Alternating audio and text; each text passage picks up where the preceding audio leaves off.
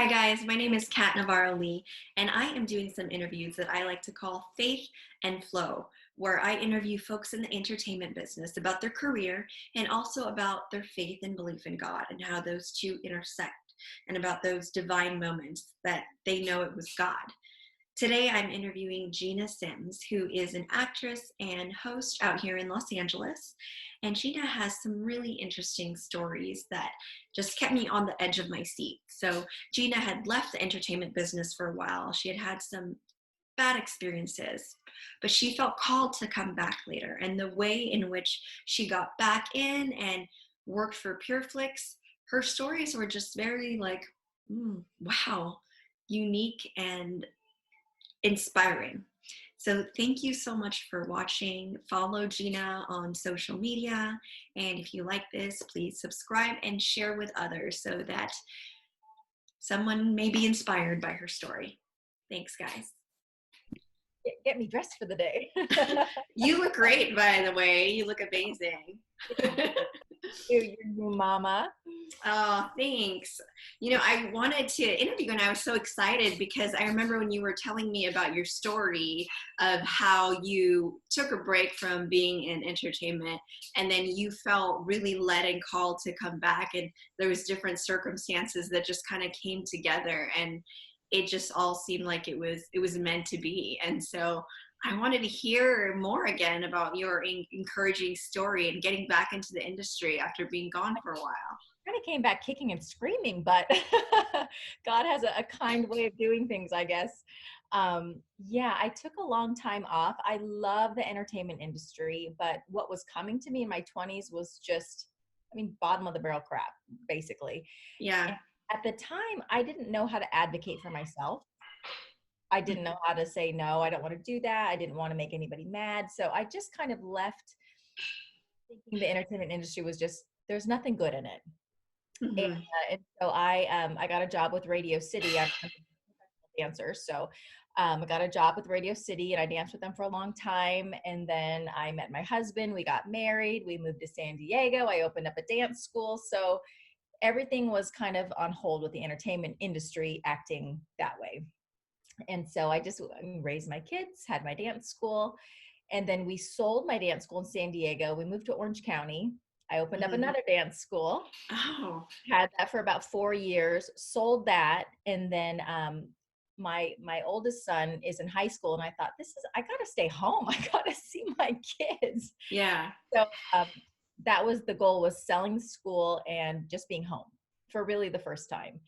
And I was meeting my friend in San Diego. We were going to a church convention, and driving down from Orange County to San Diego, I was just screaming out to the Lord saying, I love the entertainment industry, but it's such crap. It's such crap. And I was just complaining. And I felt him say, I want you to go back. And I said, I'm not going back. Wow. There's nothing good there. And I said, okay, this was my deal with God. I will only go back if I work for Pureflix. That was had you seen had you at that point like watched a bunch of Pureflix films? The interesting part is my dance school in San Diego, David White, who is the owner of Pureflix, he used to rent my studio and teach acting classes. Oh. I knew him, but we weren't chummy. So I knew David White, and I said, I know his standard, and I will only work at Pureflix. I don't want sex. I don't want language. I don't want any of that stuff. Right. And, I want family friendly. Like, is that a thing, God? And so I pulled over in Del Mar, and there's a Whole Foods, and I went in, I got a smoothie, and my very first acting coach was in there. Haven't seen him for 20 plus years. And he says, you need to come back. And I said, no. And he goes, I just directed for Pureflix. And so coincidental. I just said that. And I went, wow, David White. Okay. So I started coming down to San Diego and taking classes just from that. And I ended up actually going to the church convention and meeting my friend. And one of the speakers was saying, we as Christians are not called to be in our Christian bubble. We are called to go to the front lines. We are called to the gates of influence. We're called to education. We're called to religion. I mean, we're called to, politics. We're called to entertainment. And when he said entertainment, I knew. I was like, Mhm. okay, God, I'm going to do this. I'm going to do this. Wow. But then I had standards. I said, but I will need a website. I will need an agent. And when I said agent, quick as day, I heard, I will be your agent. And I laughed out loud and I thought, well, you would be the best agent. So bring it. Right. So I had it. And then I said, and I want to train with Howard Fine. He's my standard. I always wanted to train with him. He's trained Hmm. everybody. And I had audited him in my 20s, and he was just so kind to the actors. So I said, I want Right. to train with him. So I ended up training at a studio. And this is the funny part was I never got to train with him because his class was full. But a few months later, his class was opening up, and I remember it was $895, and I thought, am I going to get that at? So I guess I'm not training with Howard. And a Wow. couple days later, yeah, a couple days later, I get a check in the mail addressed to me for $900 because I had overpaid my LLC from the dance studio from the year prior. And I started laughing. I'm like, really, that amount? So I can take his class and get a coffee. Wow. So So I've yeah. heard stories like that continually where people somehow find provision unexpectedly. And so hearing that doesn't surprise me, but it's very interesting. Well, it gets better. So I took his class, and then after, it's called a foundation class, he invites those who he wants, who he believes can, do the work to scene study. Not everybody gets invited. So I was really excited. I was invited and I thought, oh, where am I going to get that money at? I think that was 1380 or something crazy. And For one I month? that was, I don't remember what it was for, but I think it was for a few months or something. Right. And I got a phone call from the studio and they asked if I wanted to be stage manager, which meant that my tuition would be free. And I went, what? Sure. So I was able to train with Howard for free. For free. For free. Oh, you won the lottery. Yes. And, Yeah. and then, which was even more special, was I was in charge. I was the room mom, if you will. And I would, let him know what scenes were coming up next, who was going to be there, who wasn't going to be there. And I was the leader of the class, and people would come to me and I had the list of all the names, and I got to pray individually for those people on my way up to LA. And so it was just a really neat time of just really being loved on from the Lord. Wow. And so you feel like this is all confirmation, right? That you're supposed to get back into this. Did you ever Well, share this with any of the actors at the studio? yeah, I did. There's a few other Christians there, and we got together and talked about it. But this really blew the lid off of everything. Was while I was studying with Howard, I took a workshop, a commercial workshop, not commercial, casting workshop with Christy Dooley. And Oh, yes. Hmm. so how she runs it is she has the actors come in, you read, and then you leave. So the ones that are waiting are the ones that are waiting to read are waiting outside in the lobby. So I and a couple other girls were waiting in the lobby, and you're nervous. You want to do a good job. It's Hmm. you're not going to get hired, but you want to do good.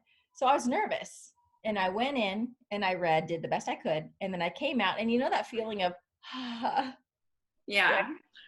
I Hmm. was done. We were all talking. We were in a good mood.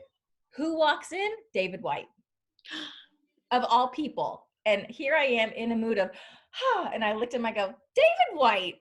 I said, how are you? And he's like, Gina? Oh my gosh. Of all people, really. And I said, hey, I want to get into family friendly. This is why I'm back, is I want to get in faith-based, family friendly things. And he goes, well, Hmm. I know a guy. I'm the guy. He says, I know a guy, send me your stuff. And that was the beginning of send me a self-tape for the Encounter series. We would like to bring you to Georgia. So it was so amazing, Kat. Wow, the timing, right? Because when you think about it, it was like the preparation meets the opportunity. Because then you had trained at that point. Like if it was earlier and you had talked to David, it might not have been as smoothly as this, where everything was kind of Right. all going in the right direction. Had it been before I went in to read for Christy, I would have been in a different mind space of what's my next line? Da, da, da. Oh, hi, David, hi, But it was Yeah. afterwards and it was, hey, how are you? Well, and that's great that you guys had that relationship where you knew each other from something else before that. So it wasn't just like, hey, I want to be in your stuff, but Yeah. he knew you as a business owner. And we were both affiliated with a organization called Media Fellowship International. And there's a pastor that comes out and meets with a lot of the actors in LA and just really is encouraging. He used to meet at CBS Radford and I've heard of that. I think yeah. some people have told me about that. Yeah. Well, Oh, I knew him through that, which we had a little bit of history through that, but okay. So are you originally from LA?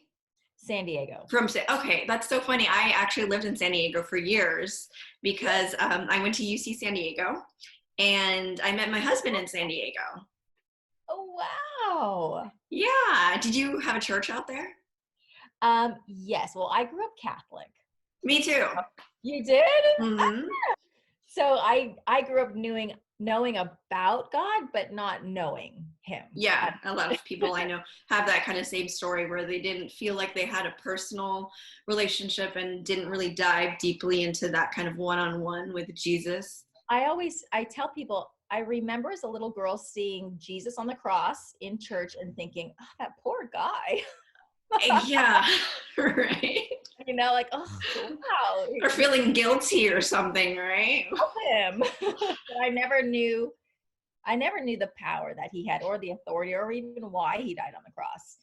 So that I got to know all that in my 20s when I moved to LA, and I was actually dating somebody who said, hey, you want to come to church? And I thought, not really. But I went to appease him, and it was the very first Christian church I'd ever been to. Oh my And, God, it was that what they and call missionary date. right? But I can remember looking around, and my first thought was, oh my gosh, people want to be here. Right? And then I They're thought, interacting. It's they have interesting. Bibles. Where do you buy a Bible? I had Hmm. no idea. I had no idea you could even do that. So that was my first introduction of, wow, that was the first message I ever heard. Oh, wow, that's interesting. And you had come to LA to pursue the acting from San Diego? Yep. Okay. I moved up with 6 friends, and we lived in a 4-bedroom house in North Hollywood, and only 2 of us could afford acting classes. So we would go to class, and then we would come home and turn the couch around just like friends, and we would teach them everything we knew. So it was so much fun. Oh my gosh, that's so cool to see how you can look back at that and then your career now, and you've had so many different experiences, and it's all led you back to your original passion. Did you have So, sorry, what were you gonna say? I think I oh interrupted no, go you. ahead. The sound is kind of cutting in and out too, so it's kind of like, oh. But so when you first moved to LA and in your 20s, did you have some like bad experiences that caused you to be like, no, this is all an industry of darkness? It was, I think it was I think I was 17, and I remember driving up to an audition that I must have gotten myself. I'm not quite sure. And I rang. My first clue should have been that it was at an apartment complex. So I Uh-huh. remember ringing the buzzer and coming in. And as I walked into this guy's apartment, a girl was walking out. And I thought, okay, well, whatever. He goes, okay, grab a script. Just go ahead and grab a script. And when you're ready, go sit on my bed and turn me on. What? Oh my God. I remember like feeling dead inside. And Wow. I just kind of froze, and I looked at his television, and his television was a camera to the outside of whoever was buzzing in. And I said, oh, that's interesting. And he goes, yeah, I let you in because you were cute. And I just remember being so angry and feeling so not protected. Yeah. And I told him, I said, you know what? I left something in my car. I'll be right back. And I got in my car and I drove back home to another 2 hours back home to San Diego. And I just remember I was so mad. Yeah. I What thought a this, predator, right? I mean, so creepy. And the thing is, I feel like you hear stories like that a lot, but I know more so, thankfully, they've got the whole, Me Too movement and yeah. more light on that. But like, that's so sad and unfair that, you had to experience those things. And then it was such a point that turned you off from what you really wanted to do. And the more that I complained when I drove down to San Diego to God, I kept saying, the scripts are terrible, they're horrible. And I heard him say, then write one. Then why aren't you writing? Because those are getting made. Right. Oh, you Eh, just Did you go but write I'm one? I'm in the process. Wow. Okay. Yeah. So now that you're working on projects that you believe in, do you feel like you would also dabble in doing stuff outside of Pureflix, or do you want to stick within that realm, or just things that you produce? Um, I would love to keep working for Pureflix, but I know that we are called to be a light in a dark place. Hmm. Now that I'm older and more wiser, I would definitely stand up for myself. I Yeah. don't mind taking a project. I love storytelling. I love getting into the why of a character. And there's so many stories to be told. And I think there's so many, of course, outside of Pureflix. So I think just reading, that storyline description of, Mhm. what's really happening and asking to read the script and before you give the yes is so Yeah. important. Yeah. Yeah. Well, and also now that you're at the point in your life that you are with being a mom and being a wife, you have so much more to draw from for the roles that you're going to go out for and the stories that you're going to tell. Yeah, it's exciting. It's really fun being older coming back because I've kind of missed the short skirts and all of that. Those roles those aren't coming. I'm mom now, which is fun. How do you balance, having your family and I mean, I'm not sure how old your kids are, but I know it can be tough having like the kids and balancing the home and then going on auditions and trying to do both. Well, I think that I'm in a different season that my kids are older. My one son is graduating from high school this year, and my other one is a sophomore, and he's starting to drive. So I love this season. I don't think I could have done it, when they were younger. My both of my boys had agents when they were little. I kind of lived vicariously through them. My son, when he was 3, he was on General Hospital for a long time. So Oh, I got to be set mom. Here I am watching my little kid do what I want to do. yeah. So that was quite interesting. Wow. How do your kids and your husband feel about you being back in the game and doing what you love? They're supportive. Um, a lot of times my son's a reader, Mhm. if it's a good script. Yeah. um, and yeah, we're just all navigating it right now. Everyone kind of has their own little life, and yeah, Yeah.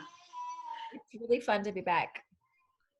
I loved hearing, your story of how things all kind of came together because I like hearing the stories where that was definitely God because all of these things kind of came together. Do you have any other things you want to share of certain times in your career and your life where you just felt everything was something on purpose that God was designing for you? Well, I just remember the story last night, and I was like, I couldn't believe I did that. When I moved to LA for the first time, I think I was 18, and I had the most beat up car you've ever seen. I mean, junk falling off of it. And I was on Melrose, and I remember looking into Paramount, and I said, I'm going to work there one day. And as soon as I said that, I hit the car in front of me. So we pulled over to the side, and of course, it was a like Mercedes, and the most beautiful black man in a tailored suit gets out, and I looked at him and I thought, oh, I did it. I hit a lawyer, and I asked him, I said, are you a lawyer? And he said, no, I'm an agent. And I went, hmm. And I went back to the car and I got my picture and resume. And I went back to him and I said, What? I'm 18 and I want to be an actor. And here's my picture and resume. And he started laughing so hard. He couldn't believe that I did that. Oh And my gosh, that's so brave.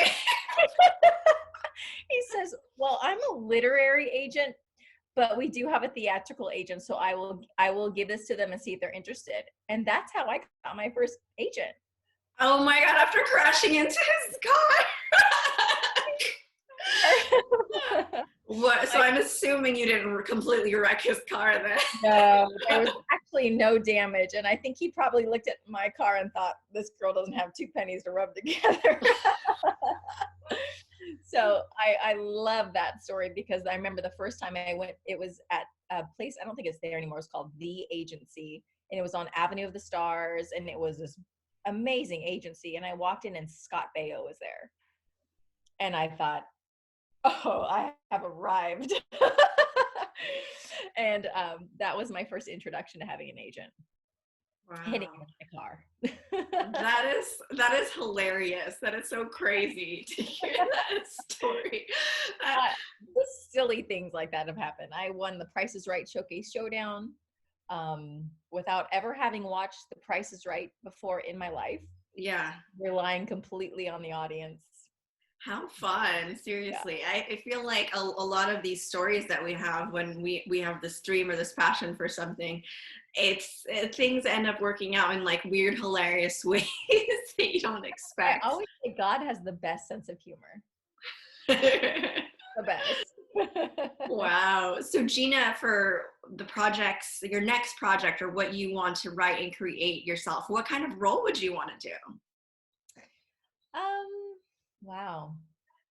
Well, right now I'm writing about what I know, and that's the dance world, and just about a young girl who's navigating her life and finding that you can be bullied in dance class. I've seen everything as a studio owner, from real dance moms to real life kids that are bullies. And so I think that I would like to play the dance teacher in that. And hopefully that would maybe turn into an episodic, and go from there. I'm just gonna keep writing until they say no.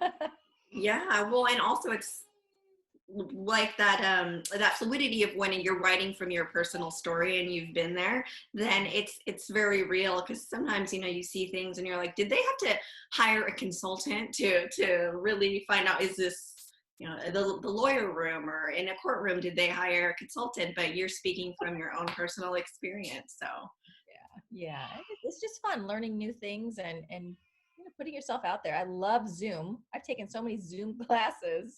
Oh yes, how are you spending your quarantine and keeping yourself inspired during having to be inside? I know you're taking Zoom classes, and we met in class and we're continued our class through Zoom. Fun. Just learning how to really do a good self-tape.